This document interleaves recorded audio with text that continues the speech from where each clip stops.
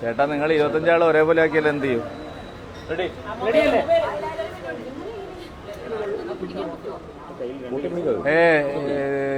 Social മീഡിയയുടെ ആളെ അപ്പുറത്ത് വെച്ചിട്ടേ കാര്യമുള്ളൂ. ഇവര് നിങ്ങളെ ശരിയാക്കും. നേരത്തെ വന്നിക്കണ്ടേ? ഇവരാണ് ഒന്നും കൊടുക്കുകയില്ല.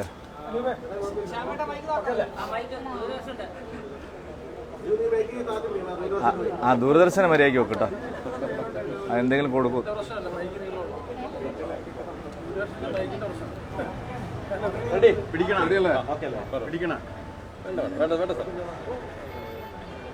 ഓക്കെ ആണോ? പൗരത്വ നിയമ ഭേദഗതിയുടെ മറവിൽ സംസ്ഥാനത്ത് ജനങ്ങളെ ഭിന്നിപ്പിക്കാനുള്ള നീക്കമാണ് LDFും UDFും നടത്തിക്കൊണ്ടിരിക്കുന്നത്. പ്രത്യേകിച്ച് കേരളത്തിലെ 30% വരുന്ന മുസ്ലിം ജനസാമാന്യത്തെ ഇരു മുന്നണികളും കബളിപ്പിക്കുകയാണ്, അവരെ വഞ്ചിക്കുകയാണ്. പൗരത്വ നിയമ ഭേദഗതി ഇന്ത്യയിലെ പൗരന്മാർക്ക് വേണ്ടിയുള്ളതല്ല. പാകിസ്ഥാനിലും ബംഗ്ലാദേശിലും അഫ്ഗാനിസ്ഥാനിലും മതത്തിൻ്റെ പേരിൽ പീഡിപ്പിക്കപ്പെടുന്ന, ആട്ടിയോടിക്കപ്പെടുന്ന ആളുകൾക്കാർക്കെങ്കിലും ഈ രാജ്യത്ത് പൗരത്വം സ്വീകരിക്കണമെങ്കിൽ അതിനുള്ള അവകാശമാണ്. അല്ലാതെ നിലവിലുള്ള ഇന്ത്യൻ പൗരന്മാർക്ക് വേണ്ടിയുള്ള ഒരു നിയമമല്ല ഇത്. ഈ രാജ്യത്ത് പൗരത്വം കൊടുക്കുന്നതിന് വേണ്ടിയാണ്, ആരുടെയും പൗരത്വം എടുത്തു കളയുന്നതിന് വേണ്ടിയല്ല.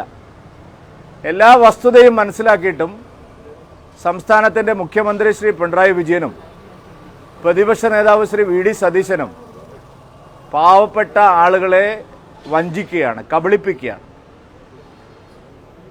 ജനങ്ങൾക്കിടയിൽ ഭിന്നിപ്പുണ്ടാക്കി ഈ തെരഞ്ഞെടുപ്പിൽ 4 വോട്ട് കിട്ടുമോ എന്നാണ് ഇരു മുന്നണികളും പരിശ്രമിക്കുന്നത്. അതിനുവേണ്ടിയുള്ള വലിയ മത്സരമാണ് ഇവിടെ നടക്കുന്നത്.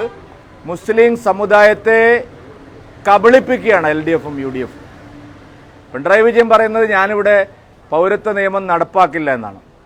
ആരെങ്കിലും പിണറായി വിജയൻ്റെ അടുത്ത് പൗരത്വം ചോദിച്ചു വന്നിട്ടുണ്ടോ? പിണറായി വിജയനോട് ആരെങ്കിലും പൗരത്വം വേണമെന്ന് ആവശ്യപ്പെട്ടിട്ടുണ്ടോ? പിണറായി വിജയനും സംസ്ഥാന ഗവൺമെൻറ്റിനും ഇതിൽ എന്താണ് ചെയ്യാനുള്ളത്? CAA നമ്മുടെ നാട്ടിൽ നിയമമായി കഴിഞ്ഞു. പൗരത്വ നിയമ ഭേദഗതി പാസ്സായി കഴിഞ്ഞു. അത് വിജ്ഞാപനമായി. ഇനി ആർക്ക് വേണമെങ്കിലും അഫ്ഗാനിസ്ഥാനിലോ പാകിസ്ഥാനിലോ ബംഗ്ലാദേശിലോ ഉള്ള മതത്തിൻ്റെ പേരിൽ പീഡിപ്പിക്കപ്പെട്ട, ആട്ടിയോടിക്കപ്പെട്ട ആർക്ക് വേണമെങ്കിലും ഇന്ത്യയിൽ പൗരത്വം എടുക്കാം. അതിനുള്ള അവസരമുണ്ട്. അതിനാരാണ് പിണറായി വിജയൻ അന്വേഷിച്ച് വരുന്നത്? പിണറായി വിജയൻ ഇതിൽ എന്താണുള്ളത്? പൊന്നൊരുക്കുന്നിടത്ത് പൂച്ചയ്ക്ക് എന്താണ് കാര്യം? മനസ്സിലാവുന്നേയില്ല. മുഖ്യമന്ത്രി വലിയ വർത്തമാനം പറയുകയാണ്, കേരളം നടപ്പാക്കില്ല. കേരളം എന്തിനാണ് നടപ്പാക്കുന്നത്? രാജ്യം നടപ്പാക്കിയ ഒരു നിയമം കേരളത്തിൽ എന്തിനാണ് പ്രത്യേകമായിട്ട് നടപ്പാക്കുന്നത്? അതൊക്കെ ജില്ലാ കലക്ടർമാർ ചെയ്തോളും. മുഖ്യമന്ത്രി ഒന്നും ചെയ്യേണ്ട ആവശ്യമില്ല. സംസ്ഥാന ഗവൺമെൻറ് ഒന്നും ചെയ്യേണ്ട ആവശ്യമില്ല. കേരളത്തിലും ഇത് നടപ്പാവും. കേരളം പിണറായി വിജയന് സ്ത്രീധനമായി കിട്ടിയ സംസ്ഥാനമൊന്നുമല്ല. കേരളം പിണറായി വിജയൻ്റെ സ്വകാര്യ സ്വത്തുമല്ല. കേരളത്തിൽ രാജ്യം നിയമമാക്കിയ ഒരു കാര്യം നടപ്പാണെങ്കിൽ അത് നിയമം വഴി നടപ്പിലായിക്കോളും. പിന്നെ ഇത് മുസ്ലിങ്ങളെ വഞ്ചിക്കാനാണ്. നിങ്ങൾക്കറിയുമെന്നറിയില്ല, കൊല്ലത്ത് പിണറായി വിജയൻ, അതായത് CAA ഇന്ത്യൻ പാർലമെൻറ്റിൽ ചർച്ചയ്ക്ക് വന്നതിന് ശേഷം കേരളത്തിൽ ബംഗ്ലാദേശി നുഴഞ്ഞുകയറ്റക്കാരെയും മറ്റ് ഇൻഫിൽട്രേറ്റേഴ്സിനെയും പിടിച്ച് അകത്തിടാനുള്ള കോൺസെൻട്രേഷൻ ക്യാമ്പ് കൊല്ലത്ത് തുടങ്ങിയിട്ടുണ്ട്. ഞാൻ പറഞ്ഞതിൽ എന്തെങ്കിലും ഒരു കള്ളമുണ്ടെങ്കിൽ നിങ്ങൾ പോയി അന്വേഷിക്കണം. മിസ്റ്റർ പിണറായി വിജയൻ കൊല്ലത്തൊരു പ്രത്യേക ജയിൽ സ്ഥാപിച്ചിരിക്കുകയാണ്. അനധികൃതമായിട്ടുള്ള ബംഗ്ലാദേശി നുഴഞ്ഞുകയറ്റക്കാരെ, പാകിസ്ഥാനിൽ നിന്നും മറ്റും വന്നിട്ടുള്ള ഇന്ത്യക്കാരല്ലാത്ത പൗരന്മാരെ ഇതിൻ്റെ ഭാഗമായിട്ട്, CAAയുടെ ഭാഗമായിട്ട് കേന്ദ്ര നിർദ്ദേശം അനുസരിച്ച് ഇന്ത്യയിൽ ആദ്യത്തെ കോൺസെൻട്രേഷൻ ജയിൽ ഉണ്ടാക്കിയത് കേരളത്തിലാണ്, കൊല്ലം ജില്ലയിൽ. ഞാൻ പറഞ്ഞതിൽ എന്തെങ്കിലും ഒരു അസ്വാഭാവികതയോ പറഞ്ഞതിൽ എന്തെങ്കിലും ഒരു തെറ്റോ ഉണ്ടെങ്കിൽ എല്ലാ മാധ്യമപ്രവർത്തകർക്കും പരിശോധിക്കാം. CAA നടപ്പാക്കുന്നതിൻ്റെ ഭാഗമായിട്ട് ഇന്ത്യയിൽ ആദ്യമായി ഒരു കോൺസെൻട്രേഷൻ ക്യാമ്പ് പോലത്തെ ഒരു ജയിൽ തുടങ്ങിയത് കേരളത്തിലാണ്. ആദ്യം CAA നടപ്പാക്കുന്ന സംസ്ഥാനം കേരളമായിരിക്കും. വല്ല വഞ്ചനയല്ലേ? 30% വരുന്ന പാവപ്പെട്ട മുസ്ലിങ്ങളെ നിങ്ങളെ ഇവിടുന്ന് പുറത്താക്കും, പൗരത്വം നിഷേധിക്കും, ഞാനിവിടെ നിങ്ങളെ സംരക്ഷിക്കും. ഇയാൾ ആരാണ്? അല്ല, ഇത് രാഷ്ട്രീയമായിട്ടുള്ള കാര്യമല്ല. ഞങ്ങളുടെ തെരഞ്ഞെടുപ്പ് വാഗ്ദാനമാണ്, മോദിയുടെ ഗ്യാരണ്ടിയാണ്. ഞങ്ങൾ കഴിഞ്ഞ 2 തെരഞ്ഞെടുപ്പുകളിലായി മാനിഫെസ്റ്റോയിൽ പറഞ്ഞ ഓരോ കാര്യങ്ങൾ നടപ്പായിക്കൊണ്ടിരിക്കുകയാണ്. എന്താ ഞങ്ങൾക്ക് അതിന് മാൻഡേറ്റ് ഉണ്ട്. അതൊക്കെ അതിപ്പോ മാൻഡേറ്റ് നടപ്പാക്കുന്നത് സർക്കാർ പിന്നെ പുതിയ തെരഞ്ഞെടുപ്പിന് അതായത് പിന്നെ വാഗ്ദാനങ്ങൾ നടപ്പാക്കുന്നത് പൂർത്തീകരിക്കുന്നതെല്ലാം ഇത് മാത്രമല്ലല്ലോ. മോദി എന്തെല്ലാം ഗ്യാരണ്ടി പൂർത്തിയാക്കുന്നു. അതല്ല, CAA പാർലമെന്റിൽ ചർച്ച ചെയ്തിട്ട് കൊല്ലെത്രയായിരുന്നു. അതിനു വേണ്ടിയിട്ടുള്ള എന്തെല്ലാം നിയമ നടപടികൾ നടക്കും. ഇപ്പൊ 1 ഇന്ത്യ 1 ഇലക്ഷൻ വരുന്നു വിചാരിക്കും, അങ്ങനെ പറയുമായിരിക്കും. അതിനു വേണ്ടിയുള്ള പ്രോസസ് നടന്നുകൊണ്ടിരിക്കുകയാണ്. അല്ല, അവിടുന്ന് എന്ത് പറഞ്ഞാലും ആദ്യം നടപ്പാക്കുന്നത് കേരളത്തിലാണ്. നിങ്ങൾ എന്താണ് കള്ള പ്രചരണമാണ്. അതന്നെയാണ്.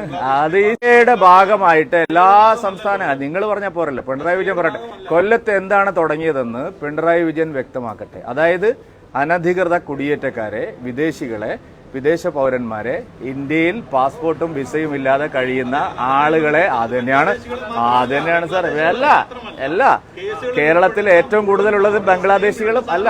ഞാൻ പറയട്ടെ, അല്ലല്ല CAA നടപ്പാക്കുന്നതിന്റെ ഭാഗമായിട്ട് എല്ലാ സംസ്ഥാനങ്ങളിലും ഇതുപോലുള്ള കാര്യം ആരംഭിച്ചു. ആദ്യം ഞാൻ ചോദിക്കട്ടെ, എന്ത് ന്യായമാണ് മുഖ്യമന്ത്രി പിണറായി വിജയൻ പറയുന്നത് ഞങ്ങൾ കേരളത്തിൽ നടപ്പാക്കില്ല എന്ന്? ഇദ്ദേഹത്തിന് എന്ത് അധികാരമുള്ളത്? കേരളത്തിൽ മാത്രമായിട്ട് CAA നടപ്പാക്കില്ല എന്ന് പറയാനുള്ള എന്ത് അധികാരമാണ് ശ്രീ പിണറായി വിജയനുള്ളത്? അങ്ങനെ പല രാഷ്ട്രീയമായിട്ടുള്ള ആക്ഷേപങ്ങളുണ്ട്. ഞാൻ പറഞ്ഞത് ഈ CAA കാര്യത്തിൽ ഇപ്പൊ വലിയ ബഹളം തുടങ്ങിയല്ലോ. എന്താണ് കേരളത്തിൽ സമരമുണ്ടോ? കേരളത്തിൽ സമരം ചെയ്യാനാണോ LDFും UDFും പോകുന്നത്? ഈ തെരഞ്ഞെടുപ്പ് കാലത്ത് സമരം ചെയ്യട്ടെ, നിങ്ങൾ സമരമായിട്ട് വാ. ജനങ്ങളെ കബളിപ്പിച്ച്, ആളുകളെ വഞ്ചിച്ച്, ഇല്ലാത്ത കാര്യങ്ങൾ അവരെ ഭയപ്പെടുത്തി വോട്ടിന് വേണ്ടി എന്ത് തരംതാണ വേലയും കാണിക്കുകയാണ് LDFും UDFും. അതാണ് പ്രശ്നം. അല്ലാതെ ഇലക്ട്രൽ ബോണ്ടിനൊക്കെ സുപ്രീം കോടതി ചോദിച്ചാൽ അവിടെ പറഞ്ഞോളും. അതിൽ അവിടെ മുസ്ലിങ്ങൾ പീഡിപ്പിക്കപ്പെടുന്നില്ല മതത്തിന്റെ പേരിൽ. അതാണ്. അതല്ല, മുസ്ലിങ്ങൾ പാകിസ്ഥാനിലോ ബംഗ്ലാദേശിലോ അഫ്ഗാനിസ്ഥാനിലോ ഭരണകൂടം അവരെ മുസ്ലിം ആയതുകൊണ്ട് പീഡിപ്പിക്കുന്നില്ല. ഇത് സ്വാതന്ത്ര്യം കിട്ടിയ കാലത്ത് തന്നെയുള്ള കേസാണ്. അതായത് മതത്തിന്റെ പേരിൽ പെർസിക്യൂട്ട് ചെയ്യപ്പെടുന്നില്ല. വേറെ അവിടെ മുസ്ലിങ്ങൾ തമ്മിൽ അടിയും സംഘർഷമൊക്കെ ഉണ്ട്. ഞാൻ അതൊന്നുമല്ല. മതം മുസ്ലിം ആയതുകൊണ്ട് അഫ്ഗാനിസ്ഥാനിലോ പാകിസ്ഥാനിലോ ബംഗ്ലാദേശിലോ അവർ പീഡിപ്പിക്കപ്പെടുന്നില്ല, അവർ ആട്ടിയോടിക്കപ്പെടുന്നില്ല. നോക്കൂ നിങ്ങൾ, അഭയാർത്ഥികളായിട്ട് വരുന്നവര് എന്തിന്റെ പേരില? മതത്തിന്റെ പേരിലാണ്. പാകിസ്ഥാനിൽ എത്ര ശതമാനം ഹിന്ദുക്കൾ ഉണ്ടായിരുന്നു ഇന്ത്യ വിഭജന കാലത്ത്? അന്വേഷിച്ച് നോക്കൂ നിങ്ങൾ.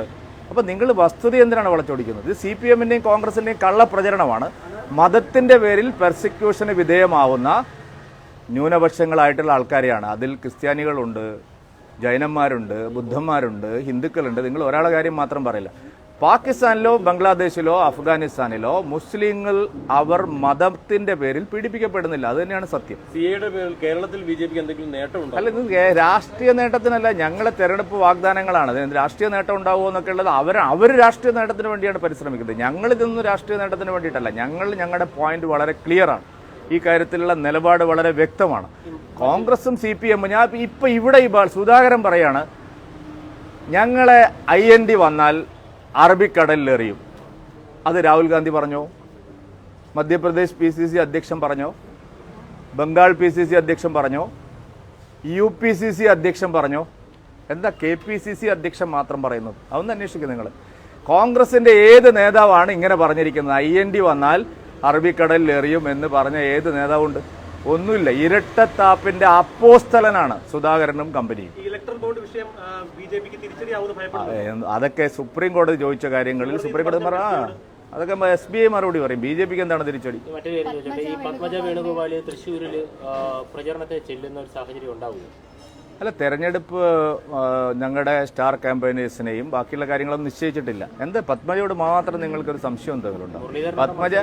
പത്മജ എല്ലായിടത്തും ഇല്ല. ആര് പറഞ്ഞു? പത്മജ തെരഞ്ഞെടുപ്പിൽ എവിടെയൊക്കെ പോകണമെന്ന് ഞങ്ങൾ ആലോചിച്ച് തീരുമാനിക്കും. പത്മജ BJPക്ക് കോൺഗ്രസിനെ പോലെ പത്മജ BJPയിൽ അവഗണിക്കപ്പെടില്ല.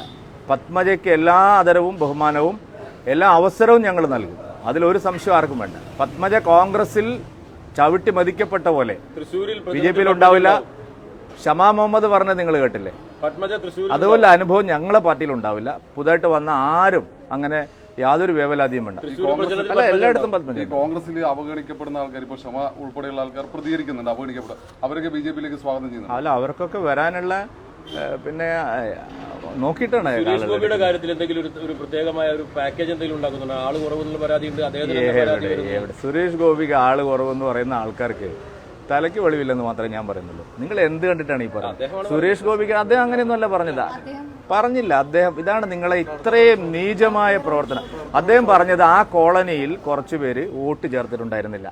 അത് CPM-ന്റെ നിയന്ത്രണത്തിലുള്ള ഒരു കോളനിയാണ്. ആ കോളനിയിൽ ആളുകൾ കുറച്ചു പേര് വോട്ടർമാരായിട്ട് ചേരാൻ ആളില്ലെന്ന് അദ്ദേഹം പറഞ്ഞിട്ടില്ല. എന്തിനാണ് നിങ്ങൾ ഈ കുത്തിത്തിരിപ്പ് ഉണ്ടാക്കുന്നത്? സുരേഷ് ഗോപിക്കുള്ള അത്ര ആൾ വേറെ എവിടെയാണ് കേരളം? ഏത് സ്ഥാനാർത്ഥിക്കാണുള്ളത്? ഒരു പ്രത്യേക പരിഗണന സുരേഷ് ഗോപി കൊടുക്കും സംസ്ഥാന നേതൃത്വം. എന്താ ഇപ്പൊ കൊടുക്കുന്നില്ലേ? ഏഷ്യാനെറ്റിന് ഇപ്പൊ ബാക്കിയുള്ള സ്ഥലത്തൊന്നും പറയാൻ പറ്റാതായില്ലേ? ഇനിയിപ്പോ തൃശ്ശൂർ മാത്രമേ പറയാൻ പറ്റുള്ളൂ. ശരി, നിർത്തിക്കോ.